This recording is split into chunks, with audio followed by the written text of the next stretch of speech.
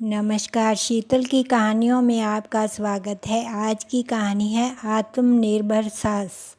क्या हुआ मम्मी जी, कुछ चाहिए था आपको? रसोई घर के डिब्बों में झांकती मालती जी को उनकी बहू स्वाति ने पूछा तो वो हैरानी से कहने लगी, बहू अभी तो मैंने नाश्ता भी नहीं किया, लेकिन यहाँ तो सभी बर्तन खाली हो चुके हैं। मैं तो रसोई घर में चाय और नाश्ता लेने के लिए आई थी, लेकिन यहाँ तो कुछ रखा ही नहीं है।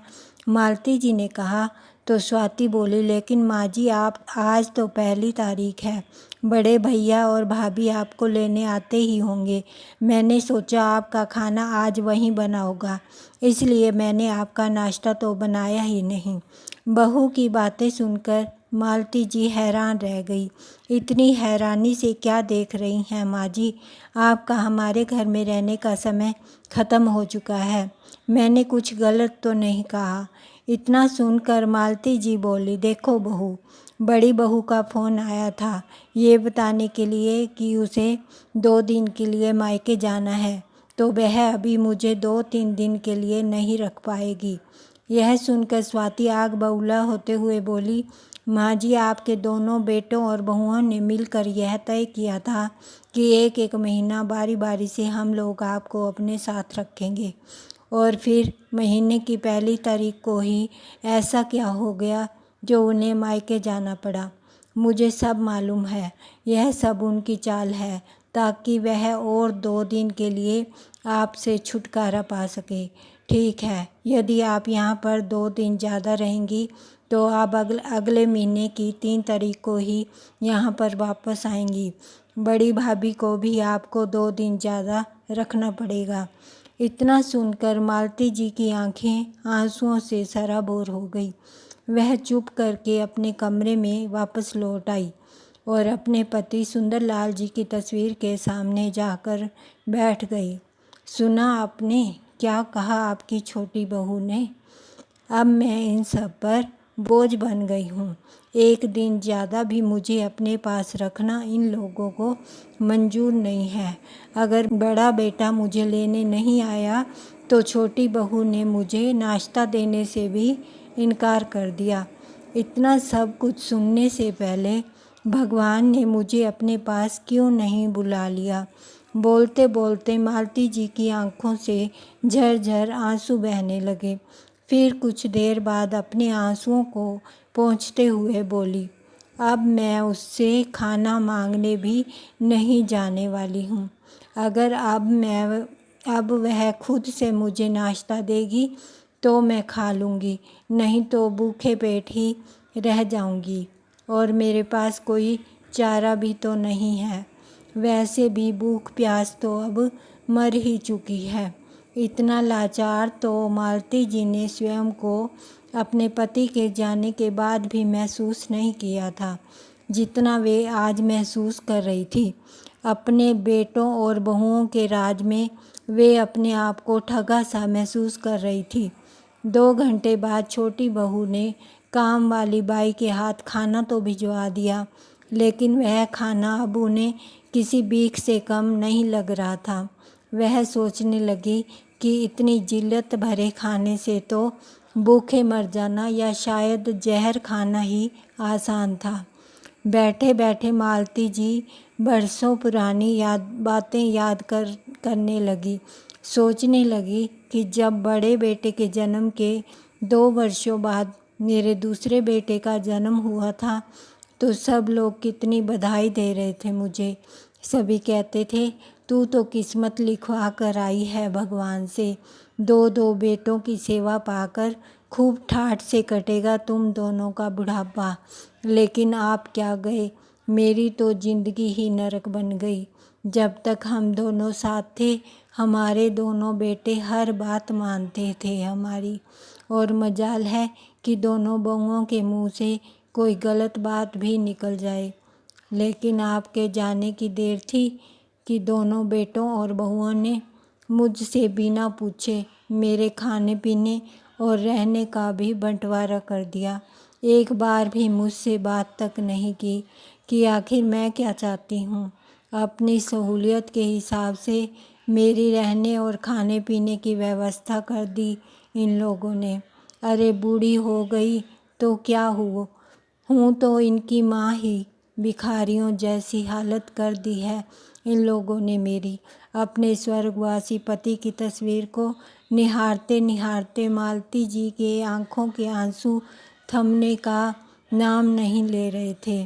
सुंदरलाल जी और मालती जी ने बहुत संघर्ष करके अपने दोनों बेटों को पाल पोस कर बड़ा किया था। उन दोनों ने अपने बच्चों की परवरिश में कभी कोई कमी नहीं आने दी। सुंदरलाल जी की सरकारी नौकरी थी, लेकिन बच्चों की पढ़ाई, स्कूल की फीस और अपने माता पिता की दवाइयों जैसे सारे खर्चे पूरे करने में उनकी पूरे महीने की तनख्वाह चली जाती थी। इसलिए मालती जी घर का काम करने के बाद सिलाइयाँ बुनने का काम करती थी और उन्हीं वस्त्र बनाकर दुकानों पर सप्लाई करती थी, जिससे उन्हें कुछ बचत हो जाती थी। लेकिन जब दोनों बेटे बड़े हो गए तो उन्होंने मालती जी को यह काम करने से मना कर दिया था। तो मालती जी ने भी बिना किसी विरोध के उनकी बात मान ली थी। सुंदरलाल जी और मालती जी ने बहुत मेहनत करके यह बड़ा मकान बनाया था। उसके बाद दोनों बेटों की भी पढ़ाई लिखाई पूरी हो गई और दोनों अच्छी नौकरी करने लगे। बड़े चाव से सुंदरलाल जी ने अपने दोनों बेटों मुकेश और राकेश की शादियां की थी। दोनों बेटे बहुएं उनका पूरा सम्मान किया करते थे। लेकिन कोरोना काल में सुंदरलाल जी अचानक यह दुनिया छोड़कर चल बसे। उसके बाद तो जैसे घर की काया पलट ही हो गई। दोनों बेटे जो राम लक्ष्मण की तरह रहा करते थे, लड़ने झगड़ने लगे। बड़े अरमानों से सुंदरलाल जी और मालती जी ने जो मकान बनवाया था, अब वह 2 टुकड़ों में बँट चुका था और 2 अलग अलग घरों में तब्दील हो चुका था।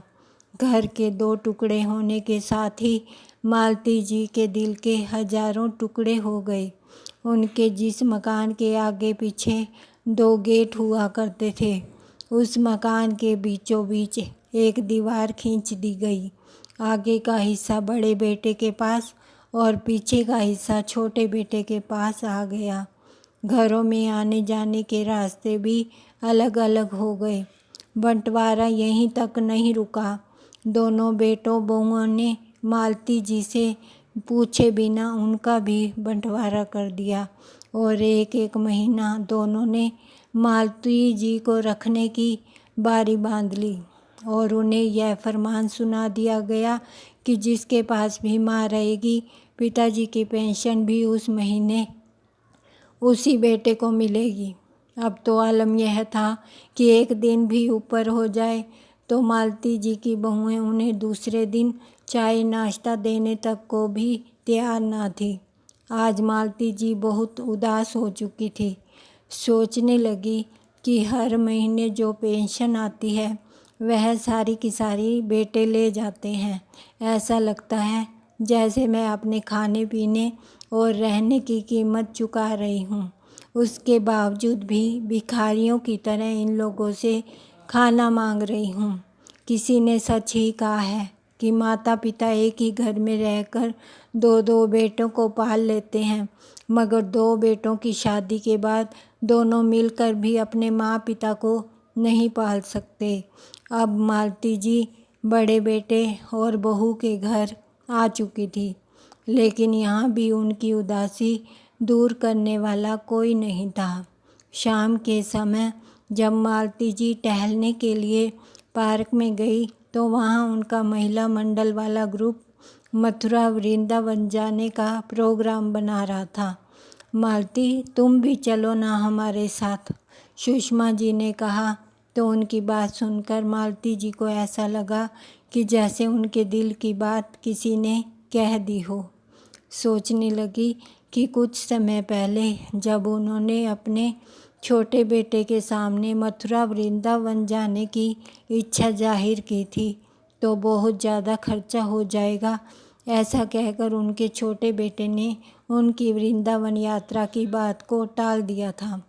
मन में सोचकर उन्होंने जाने का प्रोग्राम कैंसिल कर दिया था।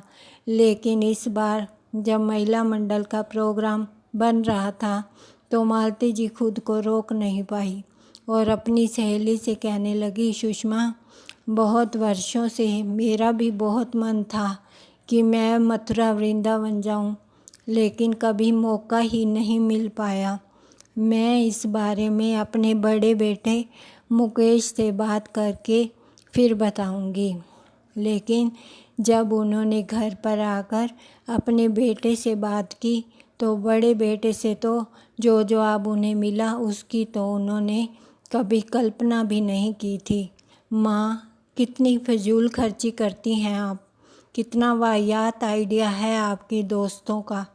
इस उम्र में घर पर रहकर भजन कीर्तन करना चाहिए। भगवान तो कण कण में व्याप्त हैं, फिर जगह जगह उन्हें ढूंढने जाने का क्या मतलब। मालती जी समझ नहीं पा रही थी कि उनके बेटे ने इस तरह का जवाब उन्हें कैसे दे दिया। वो सोचने लगी कि यही मुकेश होता था जो आए दिन कुछ ना कुछ बहाना करके उनसे पैसे मांगता रहता था। लेकिन सब कुछ जानते समझते हुए भी उन्होंने कभी कोई रोक टोक अपने बेटों पर नहीं लगाई थी। और आज जब उन्होंने उनसे कुछ पैसे मांगने चाहे तो वे बिना मतलब के बहाने बना रहे थे। मुकेश की बात का मालती जी ने कोई जवाब नहीं दिया था और चुप करके वहाँ से चली गई। अगले दिन सुबह जब मालती जी मंदिर गई तो उनकी सहेली सुषमा भी मंदिर आई हुई थी। मालती जी को देखकर बोली, अरे मालती, तू चल रही है ना हम सब के साथ वृंदावन की यात्रा पर। इस पर मालती जी थोड़ा सकपका गई और फिर अपनी उदासी को छुपाते हुए एक फीकी सी मुस्कान के साथ कहने लगी, अरे नहीं सुषमा, इस बार कुछ ज़रूरी काम आ गया है और फिर बेटे बहू का भी कहीं घूमने जाने का प्रोग्राम है तो मैं नहीं जा पाऊँगी। अगली बार पक्का चलूँगी। अरे मालती, तेरा तो हर बार का कोई ना कोई बहाना रहता ही है। कभी बहू बेटे ने कहीं जाना है तो कभी मेहमानों ने आना है। साफ साफ क्यों नहीं बता देती कि हमारे साथ घूमना तुम्हें पसंद नहीं है। अपनी सहेली की यह बात सुनकर मालती जी उदास हो गई और अपनी मजबूरी कह सुनाई। सारी सहेलियां सोचती हैं कि मैं बहाने मारती हूँ, सबके साथ जाना नहीं चाहती। अब उन्हें कौन समझाए कि मेरा भी मन है, मेरी भी इच्छाएं हैं। अब तो मैं यह सोचती हूँ कि क्या इस जन्म में मेरी ये ख्वाहिश पूरी हो भी पाएगी या नहीं। सुषमा, तुम बड़ी खुश नसीब हो जो तुम्हारा बेटा तुम्हें तीर्थ यात्रा के लिए पैसे दे देता है। मैं तो अपने बेटों से किसी चीज़ के लिए पैसे मांगूं तो उल्टा मुझे ही दो बातें सुना देते हैं। अब तो अपने ही बेटों के सामने कोई इच्छा जाहिर करते हुए ऐसा लगता है जैसे मैं कोई भीख मांग रही हूँ। मालती, बेटे बहू के मामले में मेरा नसीब भी तुम्हारी तरह ही है। पहले मुझे भी छोटे छोटे खर्चों के लिए बहू बेटों पर निर्भर रहना पड़ता था, लेकिन फिर मुझे लगने लगा कि जब तक मैं अपनी जिम्मेदारियों को उठा सकती हूँ, मैं अपने बेटों पर निर्भर क्यों रहूँ, अपनी ख्वाहिशों के लिए उनसे भीख क्यों मांगूँ। और आज देखो, मैं अपनी मर्जी की मालिक हूँ। अपनी सहेली की बात सुनकर मालती जी बोली, लेकिन तुम कहीं नौकरी तो नहीं करती हो। इस पर सुषमा ने हंसते हुए कहा, अरे नहीं, मेरा खाने बनाने का शौक़ ही मेरे लिए वरदान साबित हुआ है। मैंने तो केवल अपने हुनर को पहचान दी है।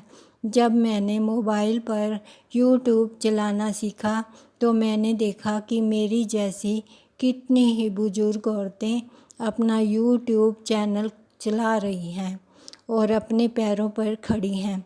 मुझे उनसे बहुत प्रेरणा मिली और मैंने भी अपने पोते की मदद से एक यूट्यूब चैनल खोला और आज मैं आत्मनिर्भर हूँ। बात करते करते सुषमा ने कहा, अच्छा अब मैं चलती हूँ, बहुत देर हो गई है, शाम को पार्क में मिलते हैं। सुषमा की बातें सुनकर मालती जी हैरान रह गई और घर आने के बाद सोचने लगी, मैं भी तो दिन भर खाली बैठी रहती हूँ, कुछ करना तो मैं भी चाहती हूँ, जिसे इस उम्र में व्यस्त भी रहूँ और आत्मनिर्भर भी। लेकिन मैं जानती हूँ कि इस काम में ना तो मेरे बेटे मेरा साथ देंगे और ना ही बहुएं, और बड़ी बहू तो मेरे पोता पोती को भी मेरे पास तक नहीं फटकने देती। फिर कुछ देर सोचकर अचानक उनके मन में कुछ ख्याल आया और उनकी आंखों में चमक और होठों पर मुस्कान आ गई। उसी समय अपनी सहेली सुषमा को फ़ोन लगाया और थोड़ी ही देर में उससे मिलने पहुंच गई। सुषमा, बरसों पहले मैं सिलाइयाँ बुनने का काम किया करती थी, जिससे कुछ पैसे भी कमा लेती थी, लेकिन बेटों के मना करने पर मैंने वह काम करना छोड़ दिया था। तुम्हें देखकर मुझे भी प्रेरणा मिली है। मैं भी अपना एक यूट्यूब चैनल खोलना चाहती हूँ, जिसमें मैं सिलाइयाँ बुनना, स्वेटर के नए नए डिज़ाइन बनाना और क्रोशिया चलाना सिखाना चाहती हूँ, लेकिन मेरे पास इससे संबंधित ज्ञान और उपकरण नहीं है। क्या तुम मेरी इस काम में मदद करोगी? मालती जी की बातें सुनकर सुषमा मुस्कुराते हुए कहने लगी, अरे इसमें पूछने वाली क्या बात है, यह काम तो तुम आज से ही, बल्कि मैं तो कहती हूँ अभी से ही शुरू कर सकती हो। मेरे पास अच्छी क्वालिटी के मोबाइल से लेकर रिंग लाइट तक सभी उपकरण उपलब्ध हैं। तुम्हारा चैनल खोलने से लेकर वीडियो अपलोड करने तक सारे कार्यों में मैं तुम्हारी मदद करूँगी। बस फिर क्या था। मालती जी अगले दिन सुबह अपनी सहेली के पास पहुंच गई। थोड़ी देर में ही सुषमा ने यूट्यूब चैनल बना दिया और फिर वीडियो बनाने की तैयारी करने लगी। शुरुआत में कैमरे के सामने आने में उन्हें कुछ झिझक हो रही थी। खैर, जैसे तैसे वीडियो बना और यूट्यूब पर डाला गया, लेकिन उनका दिल टूट गया जब उस वीडियो को महज 15-20 लोगों ने ही देखा। वो हर रोज़ सुबह सुषमा के पास आती, वीडियो भी बनाती, परंतु बहुत कम लोग ही उनकी वीडियो को देख रहे थे। मेहनत करने के बावजूद उन्हें कोई रिस्पॉन्स नहीं मिल रहा था। आखिरकार वे हिम्मत हार कर घर बैठ गई। जैसे तैसे उन्होंने अपनी नियति को स्वीकार कर लिया, लेकिन उसके करीब एक हफ्ते बाद सुषमा का फ़ोन आया और उसने फ़ोन पर जो बात बताई वह सुनकर मालती जी की खुशी का ठिकाना न रहा। सुषमा ने उन्हें बताया कि मालती जी की एक वीडियो वायरल हो चुकी है, जिसे 25 लाख लोगों से भी ज़्यादा लोग अभी तक देख चुके हैं। आज मालती जी को अपने आप में एक नई ऊर्जा का अनुभव कर रही थी। अब उनका आत्मविश्वास बढ़ने लगा और उन्होंने फिर से वीडियो बनानी शुरू की और फिर तो एक के बाद एक वीडियो वायरल होती चली गई।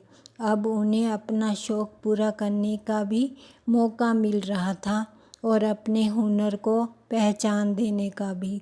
2 महीनों के भीतर ही उनके पास उनकी पहली पेमेंट आ गई। अब तक तो वह वीडियो बनाने से लेकर एडिट करने तक के सारे काम खुद करने लगी थी। पहली पेमेंट आते ही सबसे पहले उन्होंने अपने लिए बढ़िया कैमरे वाला अच्छा सा मोबाइल और कुछ ज़रूरी उपकरण खरीदे।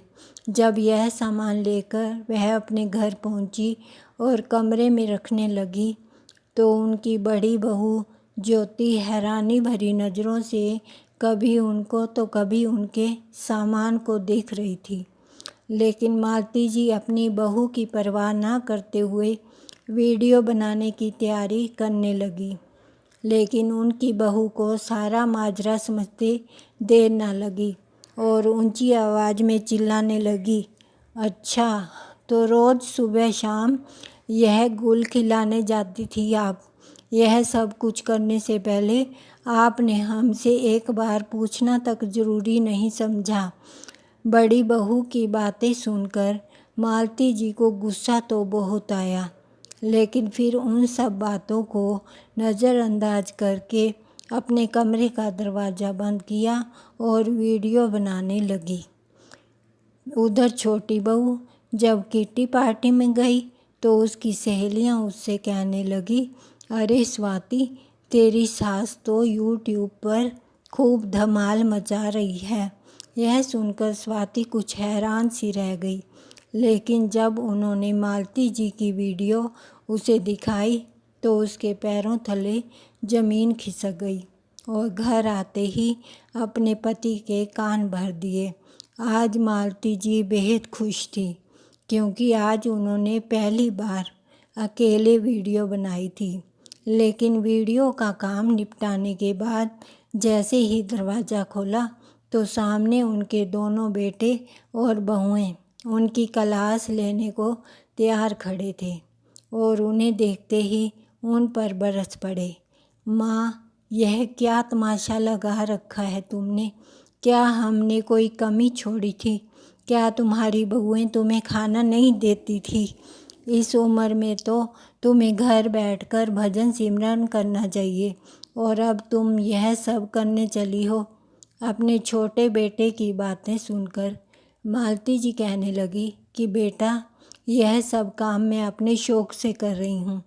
तुम तो जानते ही हो कि सिलाइयाँ बुनना मेरा बरसों पुराना शौक़ था, और जब मुझे इस शौक़ को पहचान देने का मौका मिल रहा है तो इसमें गलत ही क्या है।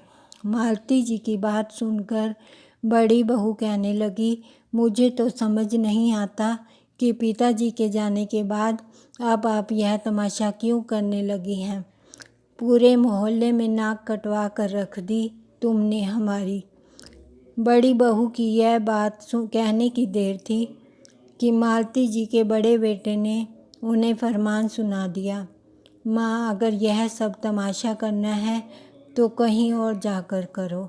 हमारे घर में रहते हुए यह सब करने की कोई ज़रूरत नहीं है। मालती जी, जो काफ़ी देर से अपने बेटों और बहुओं की बातें सुनती जा रही थी, यह देखकर हैरान थी कि जिन बहुओं की आपस में कभी बनती ही नहीं थी, जो एक दूसरे का चेहरा देखने को भी तैयार नहीं थी, आज अपनी सास के खिलाफ एकजुट होकर खड़ी थी। लेकिन अपने बेटों की बातें सुन सुनकर आखिर मालती जी के सब्र का बांध टूट गया और फिर उन्होंने चुप रहना उचित नहीं समझा और रौब भरी आवाज़ में बोली, बस बहुत हो गया, बहुत बोल लिया तुमने और बहुत सुन लिया मैंने।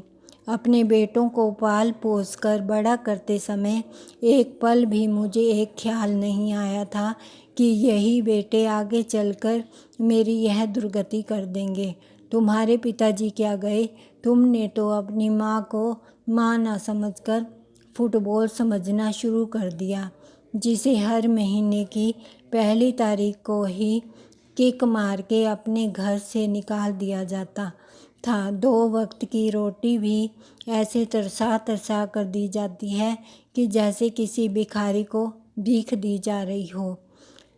अपने बेटों को देखते हुए मालती जी बोली, तुम पूछते हो क्या कमी रखी है तुमने? जिसके पास मैं रहती हूँ वहाँ सारी पेंशन देती हूँ, लेकिन एक तीर्थ यात्रा पर जाने के लिए तुमसे कुछ पैसे क्या मांगे, तुमने साफ इनकार कर दिया और ऊपर से 4 बातें मुझे ही सुना डाली। वाह बेटा, यह तो तुमने अच्छा सिला दिया मेरी ममता का। अच्छा हुआ कि तुम्हारे बाबूजी इस दुनिया में नहीं हैं तुम्हारा यह रूप देखने के लिए। मैं पूछती हूँ कि बूढ़ी हो गई हूँ तो क्या मेरी सारी ख्वाहिशें ख़त्म हो चुकी हैं? क्या मेरा दिल नहीं करता बाहर निकलने का? लेकिन बेटा, अगर देखा जाए तो कसूर मेरा ही है। जब तुमने मकान के 2 हिस्से किए थे, मुझे उस समय भी चुप नहीं रहना चाहिए था। इस पूरे मकान के 6 कमरे थे, जिसे तुमने जिसके 3-3 कमरों के 2 हिस्से कर दिए। मेरे आगे अपने मकान में मेरे लिए कोई जगह ही नहीं छोड़ी। लेकिन आज मैं इस गलती को सुधारना चाहती हूँ। अब इस मकान के 3 हिस्से होंगे। यह सुनकर बहू बेटों की भौहें तन गई। उनका छोटा बेटा आश्चर्य से बोला, माँ, कुछ सोच समझ कर तो बोला करो, तीसरे हिस्से का क्या मतलब है? मालती जी बोली, तीसरा हिस्सा मेरा होगा। अब से मुझे 2 कमरे अलग चाहिए। एक कमरा मेरे रहने के लिए और दूसरा कमरा वीडियो बनाने के लिए। और हाँ, अब से मुझे रसोई भी अलग चाहिए, जहाँ मैं अपने लिए खाना बनाने वाली बाई रखूँगी। तुम लोग मुझे एक दिन भी ऊपर नहीं रख सकते। 1 तारीख हो जाए तो तुमसे अगले दिन का नाश्ता तक नहीं दिया जाता। लेकिन अब बहुत हुआ। अब यह माँ 2 हिस्सों में नहीं बटेगी। अब मैं आत्मनिर्भर हूँ और अपनी जिम्मेदारी खुद उठा सकती हूँ। मालती जी की बातें सुनकर दोनों बहुएं अपने पति पर चिल्लाने लगी। इस मकान के 3 हिस्से हरगिज नहीं होंगे। हमसे सिर्फ 2 कमरों में गुजारा ना हो पाएगा। इससे पहले कि दोनों बेटे कुछ बोलते, मालती जी ने कहा, शुक्र मनाओ कि मैं तुमसे मकान का किराया नहीं मांग रही। यदि मेरा फैसला मंजूर हो तो ठीक है, नहीं तो तुम अपना इंतज़ाम देख सकते हो। और हाँ, आज के बाद मैं अपने खर्चे स्वयं उठाऊंगी। अब से मुझे अपनी ज़िंदगी में कोई हस्तक्षेप नहीं चाहिए। मालती जी की बात सुनकर दोनों बेटे और बहुएं अपना सामूह लेकर अवाक खड़े रह गए। वे सब दंग थे कि आखिर उनकी माँ में इतना आत्मविश्वास आया कैसे। परंतु अब ना तो उनके पास सवाल करने का हक था और ना ही जवाब की उम्मीद। धन्यवाद।